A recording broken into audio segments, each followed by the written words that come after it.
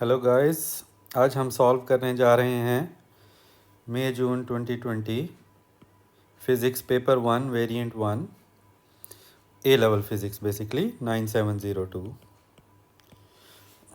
Okay, आज की video में हम इस पेपर के क्वेश्चन 1 से लेकर 10 तक सॉल्व करेंगे। तो चलते हैं पेपर की तरफ। Question 1, what is a reasonable estimate of the kinetic energy of a car travelling at a speed of 30 metre per second. So speed 30 metre per second है, you should know that kinetic energy is half m v square. तो v का square है, यहाँ पे 30 का square हो जाएगा which is 900। Mass of car जो है अराउंड 1000 हम लेते हैं। एक कार का मास अराउंड 1000 होता है। तो आप जब इसको सॉल्व करेंगे तो आपके पास, चलें 1/2 भी अगर लगा दें तो आपके पास, क्योंकि यहाँ पे 5 ज़ीरोज़ हैं तो 10 टू पावर 5 की टर्म्स में कुछ आंसर आएगा। सो क्लोजेस्ट वैल्यू उसकी होगी 10 पावर 6। ठीक है, so that will be a reasonable estimate. Next question है, the frequency f of vibration of a mass m supported by a spring with spring constant k is given by this equation, f is equal to c m power p k power q, where c is a constant with no units. What are the values of p and q? अब basically इस equation को हमने in terms of unit we have to make this equation homogeneous.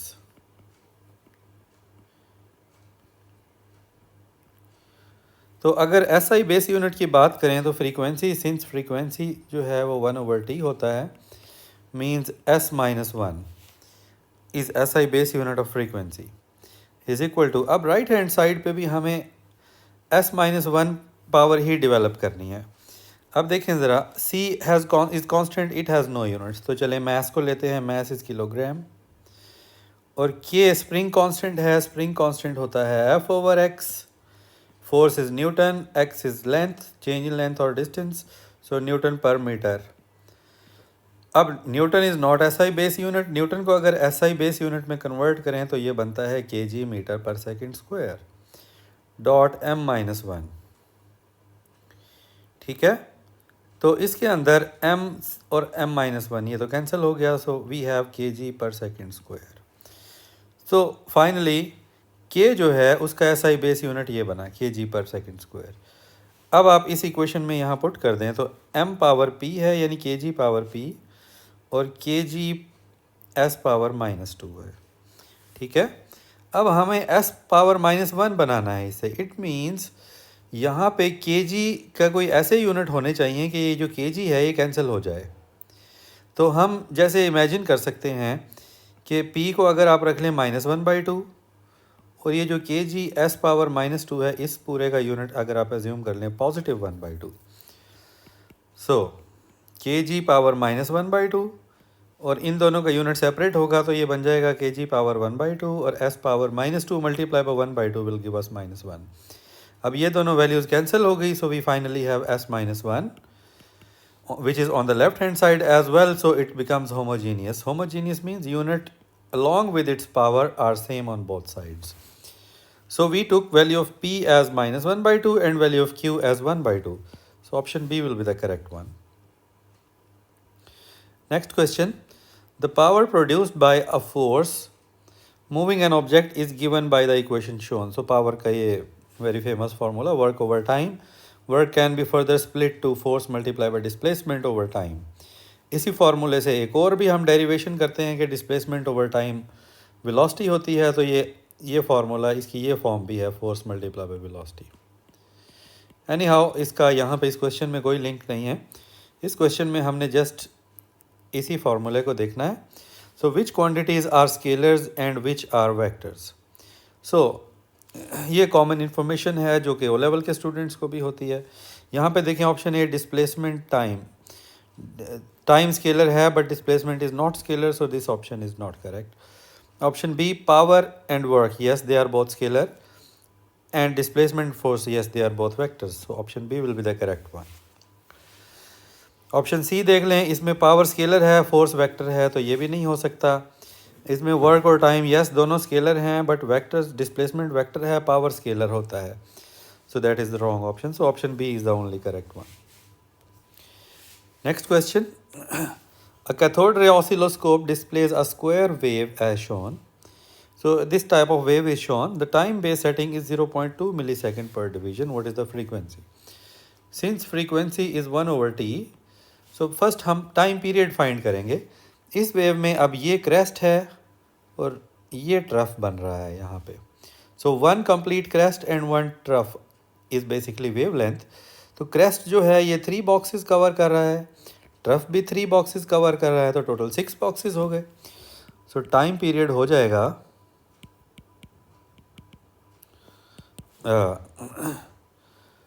6 multiplied by 0.2 millisecond means 1.2 millisecond, right?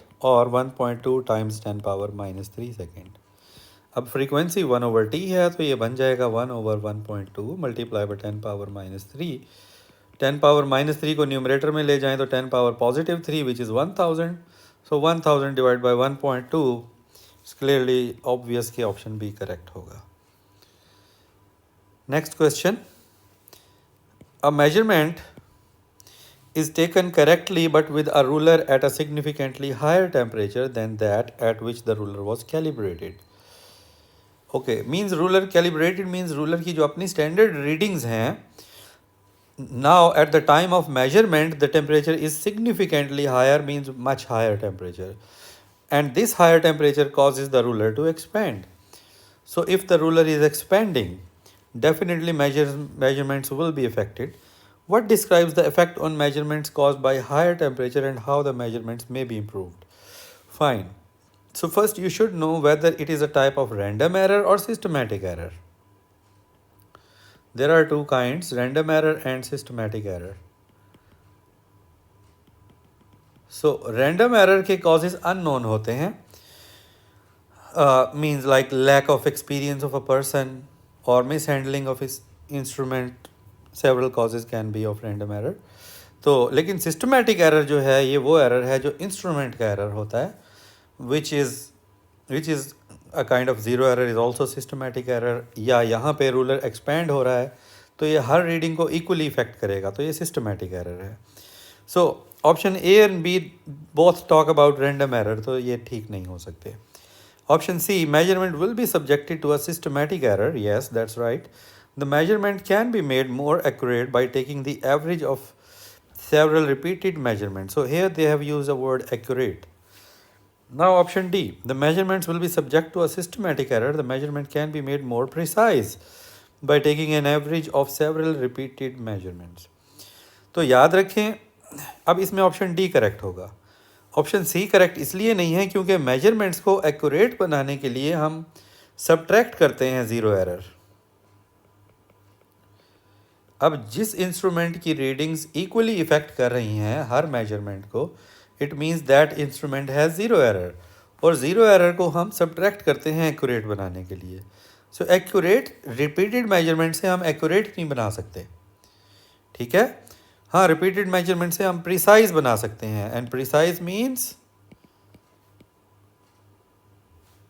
Values close to each other, ठीक है. तो several reading लेंगे तो सारी वैल्यूज एक दूसरे के क्लोज होंगी. So option D will be the correct. Next question. Okay, the velocity of an electric car changes as shown. What is the acceleration of the car? So it's a very simple question, but just we have to take care of units. Along the horizontal axis time is given in seconds. Along the vertical axis velocity is given in kilometer per hour. और acceleration की options जो हैं इनमें unit meter per second square है if you look at it. So velocity needs to be converted to meter per second. तो हम इस graph से basically gradient find करेंगे. Since it is a constant gradient, तो हम किसी भी पॉइंट से ग्रेडियंट फाइंड आउट कर सकते हैं, और वो पॉइंट लेंगे जिससे वैल्यू लेना ज़्यादा एक्यूरेट हमारे लिए इजी होगा. सो जैसे अब अगर आप इस वैल्यू को देखें तो ये यहाँ पे वर्टिकल ये एक्सिस को बिल्कुल मिडल से कट कर रही है, हमारे लिए रीडिंग लेना मुश्किल है. So this point seems more convenient to take reading. यहाँ पे अगर वेलोसिटी की रीडिंग ली जाए तो ये 105 बनेगी, 105 kilometre per hour. Convert it to meter per second by multiplying 1000 divided by 3600. Right. सो ये answer it is something 29 point something, almost 29.2। और उसके बाद टाइम जो है यहाँ तक का वो 4 सेकेंड है। सो इसको 4 पे जब आप डिवाइड करेंगे तो आंसर आ जाएगा option D. Next question, a projectile is fired from a point P with a velocity v at an angle theta to the horizontal. It lands at point Q, a horizontal distance r from point P after time t. The acceleration of free fall is g, air resistance is negligible. Fine. Which equation is correct? तो basically projectile motion में जब भी हमने range find करनी हो, क्योंकि equations जो हैं ये चारों रेंज की हैं, आर मीन्स हॉरिजॉन्टल डिस्टेंस और range. Since range is horizontal so we take horizontal component of velocity. Velocity का हॉरिजॉन्टल कंपोनेंट होगा v cos theta, and in case of projectile motion we assume v cos theta means horizontal component as constant throughout the motion.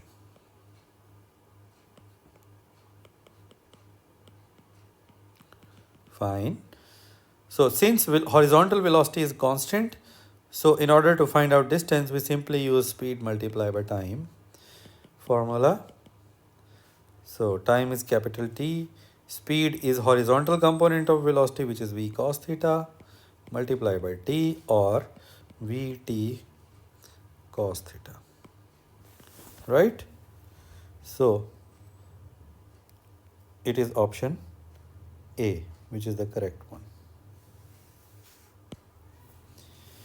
Next question.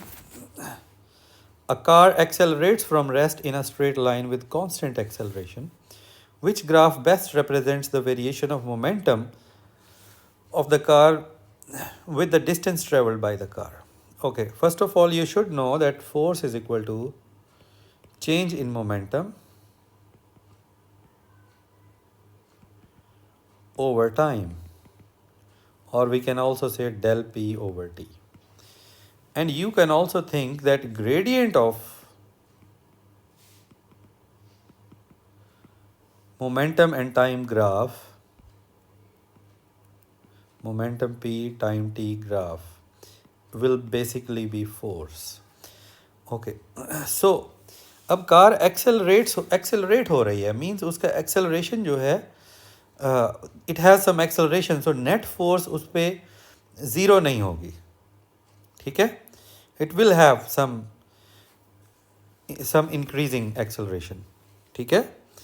तो अब net force zero ना हो और constant नहीं है, तो option A और सी ये दोनों ऐसे ऑप्शंस हैं जो कि करेक्ट हो सकते हैं। बट ऑप्शन सी में एक प्रॉब्लम है कि ये क्योंकि वर्टिकली अपवर्ड राइज हो रहा है, इट मींस इसके अंदर टाइम जो है वो कांस्टेंट हो रहा है एक स्टेज पे आके, ठीक है, यानी टाइम पे डिपेंडेंस ख़त्म हो रही है। So this is not possible, क्योंकि कार जो है when it will move, so it will have a dependence on time through out the motion. So option A will be the correct one, because it is also showing that graph is rising upward with time, so it means its momentum is increasing and it is accelerating, right? Next question, the resultant force F on a raindrop of mass m falling with velocity v is given by the equation this: mg minus kv square. K is constant and g is acceleration of free fall. What is the velocity of raindrop when it reaches a constant or terminal velocity? So when velocity is constant, so net force becomes zero. It means this equation will take the form kv square is equal to mg. तो यहाँ से v square हो जाएगा mg over k, and v will be equal to square root of mg over k. Option C. Next question. A stationary toy gun fires a bullet. Which statement about the bullet and the gun immediately after firing is not correct? Okay. So basically, this type of example involves law of conservation of momentum, right?